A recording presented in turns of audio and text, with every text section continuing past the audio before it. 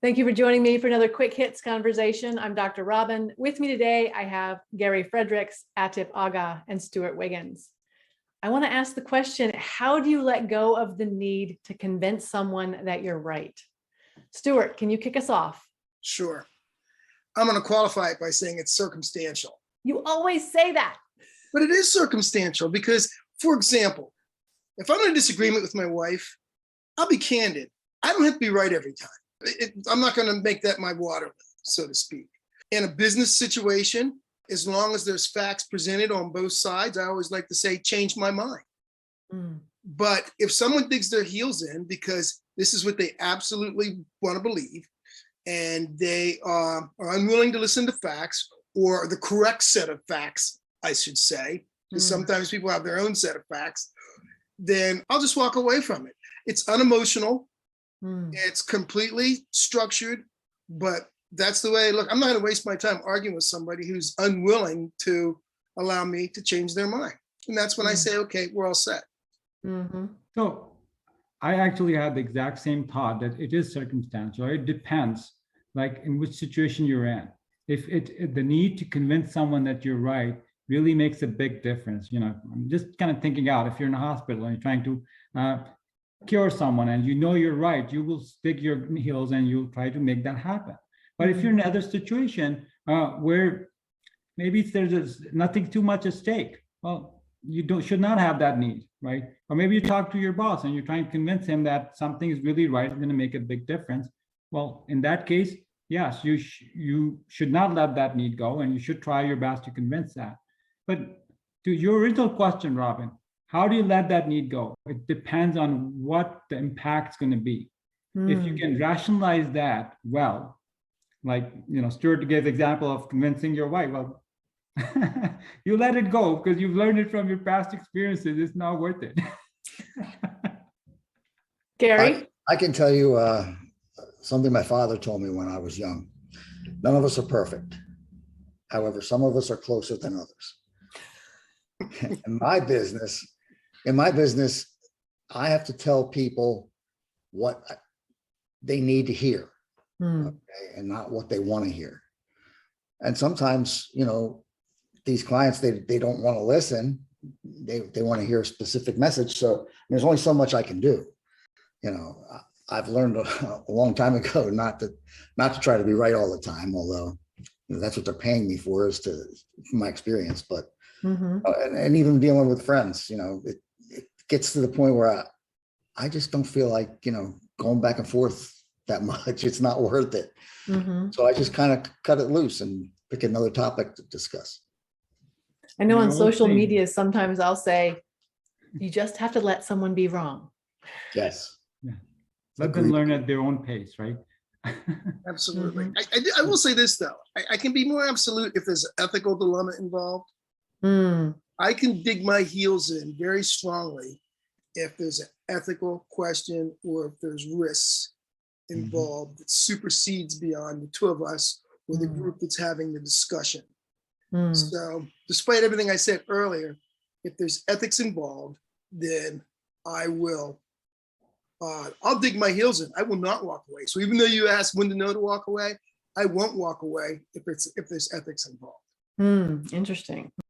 Ethics ties in with religion too, and I see a lot of problem with religious people not changing their mind. So in some ways, we gotta be, you know, if it's a legal matter and it's very clear what the boundaries is, you gotta do the right thing. But then there are opinions, right, in all other matters and I think one should always have an open mind. You know, trying to convince someone you're right, you gotta first ask yourself, are you really right? Again, it depends. If it's a technical question and I know this code is going to work right, then I know that, right? With certainty and certain amount of experience. But if it's opinions and other discussions, then I could be wrong too. So I think I need to understand myself. And that's the humble approach you have to take. The more you know, the more you understand that you could be wrong too. There are opinions, there's diversity, there people come from different backgrounds with different experiences. And that's what shapes up their opinions on things. So I think that is important you can let that need go if you're open to the fact that you could be wrong too. And I think another part of it is it also depends upon who you're interacting with. So here's a kind of an example. It snowed here not too long ago. We have 3 snow shovels. One was in the back and 2 were in the front. And Russ thought that the one that was in the back was like the one that he had. And I know that the one that was in the back was like the one that I had. And I said to him, I 100% guarantee you that the one in the back is like this one. He said, you 100% guarantee? I said, yes. He said, then you must be right. Because he knows I would never say I 100% guarantee unless I absolutely know beyond a shadow of a doubt that that's how it is.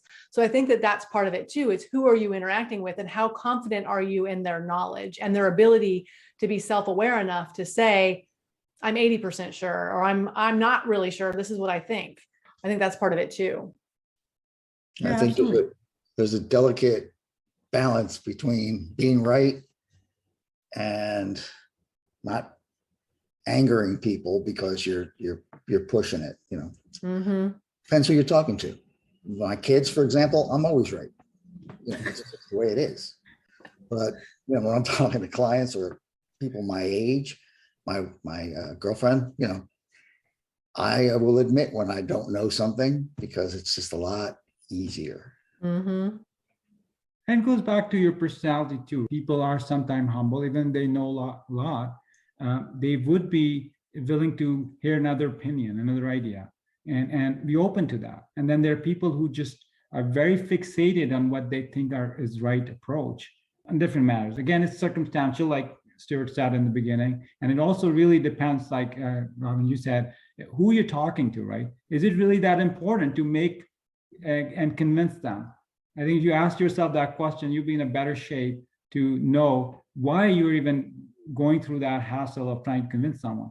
You know, general people, social media, I really don't understand when people start arguing on social media with each other on a comment section. It's like, you know, there are hundreds of people out there who may disagree with you. Are you not open to that concept? 100% of the people who've tried to argue on social media, 100% have been wrong. They have never changed anyone's mind.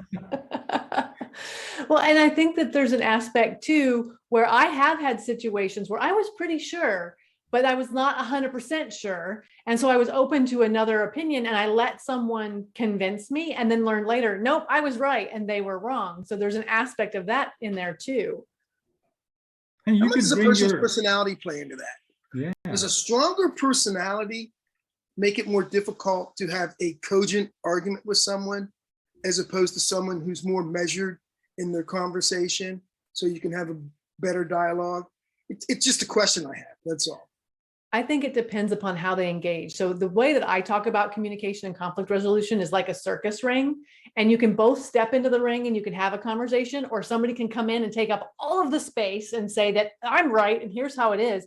And then if you want to have any kind of conversation with them, you have to push your way into the ring or you just walk away. So I think that someone who is absolutely confident that they're right and they're taking up all the space in the ring, you only have 2 choices: fight with them or leave. You know, No wonder your husband agreed with you on the shovel. He knows. If I say I know, he's like, okay, she knows. And shovels don't matter. So let me ask you this question. You on your podcast, you talk about a communication fingerprint.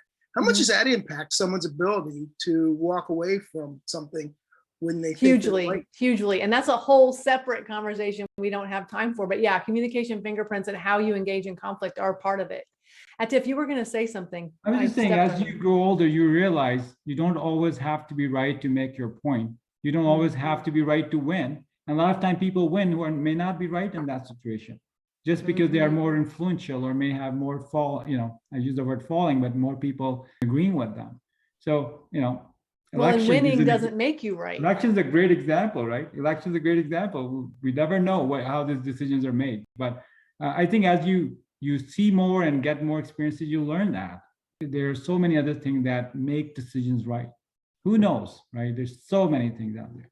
I was just talking to my daughter about who writes the history and why is it important that history should always be read from both sides to just get the right picture. Another great example of being right? Exactly. Well, that is our 10 minutes. So I'm going to cut us off there. Thank you so much for having this conversation about being right and letting go of being right. I think it's very fascinating. So I appreciate you having with me, and I'll talk to you all again really soon. See ya. Thank you.